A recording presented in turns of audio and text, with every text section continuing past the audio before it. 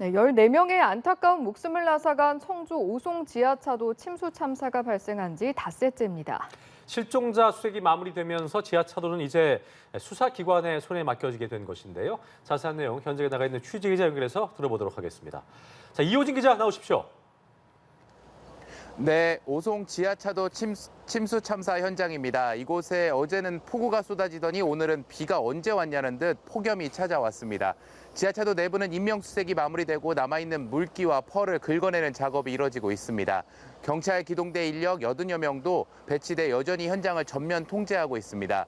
우선 지하차도 내부가 어느 정도 정리돼야 유관기관의 합동 정밀 감식이 진행될 것으로 보입니다. 감식에 앞서 수사본부는 터널 설계 도면이나 배수 펌프가 제대로 갖춰졌던 건지 확인할 기초 자료를 확보하고 있는 것으로 알려졌습니다. 수사본부는 이르면 이번 주 금요일쯤 감식이 진행될 것으로 예상했습니다. 네, 이 기자, 이번 참사가 인재였다는 정황이 속속 드러나고 있는데 수사 쟁점도 한번 짚어주시죠. 네, 그렇습니다. 대규모 수사본부를 꾸리고 수사에 나선 경찰은 이번 참사의 원인을 밝히는 데 주력하고 있습니다. 수사의 초점은 지금까지 참사의 직접적인 원인으로 지목된 미호강 제방 붕괴를 비롯해 교통통제가 제때 이루어지지 않은 경위를 두고 침수 전후 유관기관의 대응이 적절했나를 밝히는 것입니다. 경찰은 앞서 침수 차량들을 견인하며 설치돼 있는 블랙박스 17대를 확보했습니다. 어제는 과학수사팀이 현장 지하차도 유류물 수색 도중 휴대전화 3점도 수거해 디지털 포렌식 작업에 나선 것으로 알려졌습니다.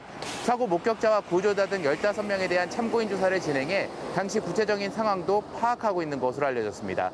또 관련 지자체로부터 자료들을 이미 제출받았는데요.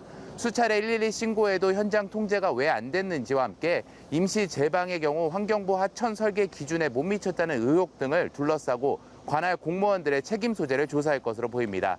또 업무상 과실치사보다 처벌이 더 무거운 중대재해처벌법상 중대시민재해로 볼 수 있냐를 두고도 경찰은 모든 가능성을 열어두고 법리 검토를 하고 있는 것으로 알려졌습니다.